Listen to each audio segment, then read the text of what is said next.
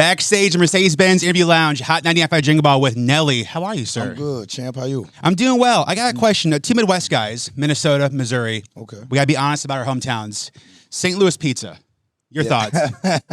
I love our pizza, man. But I understand, my wife gives me shit about that pizza too. But, can I say that? We'll edit it out. It's fine. You're Nelly. All right. My brother just moved there. I had emos for the first time, and nobody told me y'all have your own pizza. I took the first bite, and I was like, this is different. Yeah, it is. But, I don't eat red meat. Okay, sure. But when I did terrorize the meat industry, pause, but I used to get a lot. They got a pizza called Meat Lovers, and it's crazy. You know what I'm saying? It's like all of it. But my wife, she sees it as like cheese and crackers. It is, though. Listen, I'm not trying to hate. You might be like the first real entrepreneur in hip hop. And let's go down the line. Apple bottom jeans. Yo. Pimp Juice. Yo. Obviously, you had the first double album with Sweatsuit. And now you got the Moonshine as well.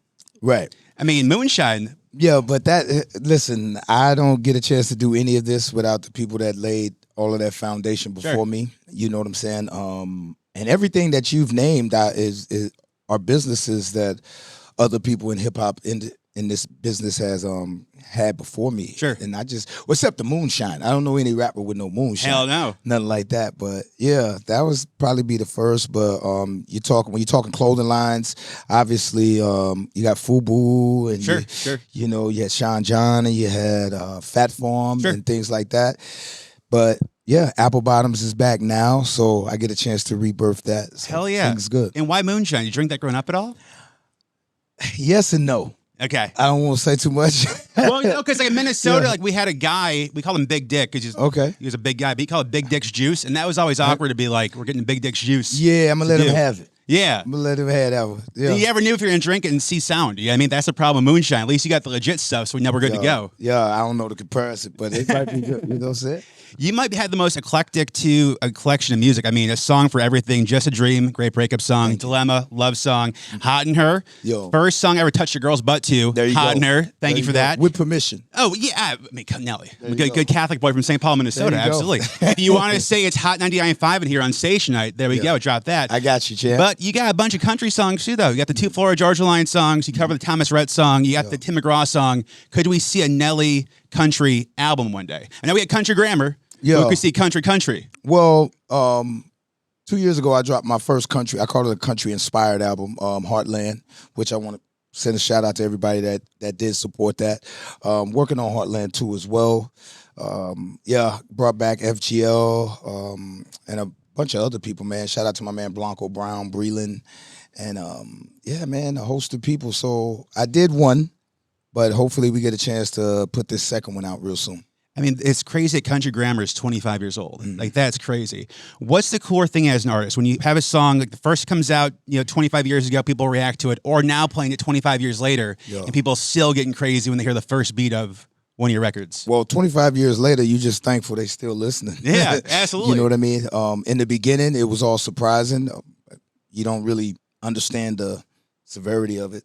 Sure. But your fingers are crossed and you just keep working and you keep thanking people as you go. So, yeah, to be here celebrating that part is amazing. Back in the day, MTV used to have the Rock and Jock games where it was I miss those, musicians man. versus athletes. You used to tear that ish up, my dude. Can you still do it?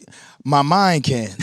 I say absolutely. I can. I don't know if my legs move like that anymore, but yeah, man, I miss those games, man. I don't think I'm probably trash now. Nah, but you always none of these fools ever play sports at all growing up. Like Nelly's out here just running circles around these motherfuckers. Yeah, man. I grew up playing sports. My mother taught me how to play sports. Ironically, yeah, she was the baseball player in our family and took me to my first baseball game, and she had a house full of trophies before I did. So hell yeah. Well, speaking of trophies, you got Grammys, millions of albums sold. You played 2 Super Bowls. Yeah. What's that like? That was cool. The last one, a little nipplegate. Yeah. That whole, I got paces on, so we're good to go. But everybody forgets we were on that one. But, yeah. But no, it was cool, man. The crowd is great. It's the biggest stage that you can possibly be on, and it's an honor to do it. Do they have a lot of rehearsals for that? Because I feel like now we talk about months and months and months. Yeah, we did, but no, we didn't pretty much do months. I mean, and my first one was probably like all of 42 seconds. Sure. I probably think, and then the second one I probably got about a minute and a half, so Sure. that was cool.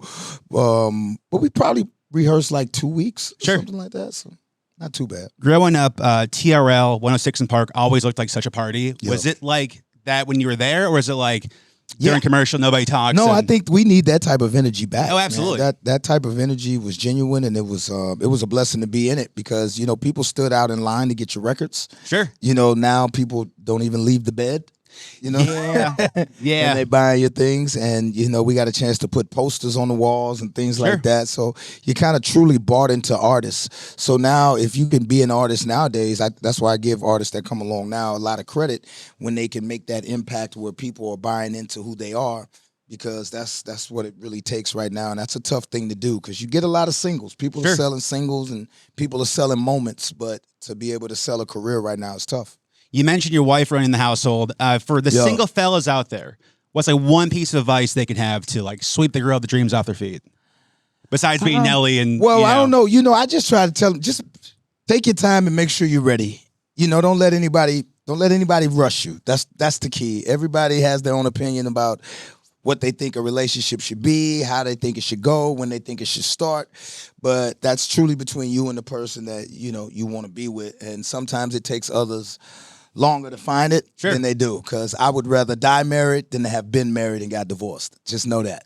Oh, that's deep. I love that. Will you see more movies anytime soon? Longest Yard, Burt Reynolds. Look, a legend to work with. My God, man, Burt was the man. Yeah, my grandmama loved Burt. Really? I got a love-hate relationship with mentioning Burt around me like that. Yeah, no, he's a great guy, but I've never seen too many men where my granny raised up and her eyes raised up, and for a black woman growing up in St. Louis, eyes to raise for a white man was eye-shocking. Forget Chris Rock. Burt Reynolds is there. Oh, man. Did she ever get to set to see? No, she never. She never got a chance. Never. I wish. That was a little bit early. If the phones would have been the way that they are now, I could have got a good FaceTime. She would have loved that. Jesus Christ. I'd have been the man. I'd have been the man. That must have been one of the coolest sets to be on too, is Sandler and Stone Cold. And very, very Chris funny. Rock and very, very funny. All of them. You got too many comedians on set. They're all trying to one up each other. Yeah. Until Burt talks, then everybody shuts the hell up. Listen to Legend. Yeah, listen to these stories, and he's got a bunch of them. At this point in your career, man, is there anything you haven't done or haven't had a chance to do? I mean, you want to go to space, maybe? Do something like that? No, I'm staying. I'm good right here. I ain't with all the space trips. They just started giving me to fly maybe a couple of years ago. You're doing the buses? That's the very first thing I bought. Soon as I got somebody, it was my own tour bus. Oh, that's pretty sick. Yeah, so. No pooping on the bus, though, right? That's always the rule with tour buses. You just got to pay the money to get the right toilet. You do what you want. One of them Japanese boys that flushes it down. All right. Man, you got to get the right one, baby. That 9 2000. Hell yeah. That's that power. The diesel flush where it's going to flush everything. Man, everything. I never thought I'd be talking with Nelly Jingle Ball about toilets, but here we are, man. There you go. You never know. You know what I'm saying? It's Christmas. It's a pleasure to have you, Nelly. Hot 99.5 Jingle Ball. Ladies and gentlemen, remember, if the head right... I'm there. Well, I used to be there. Going home now. Yeah, amen. Nelly, man, appreciate you. Hot 99.5 Jingle Ball. Thank you so much.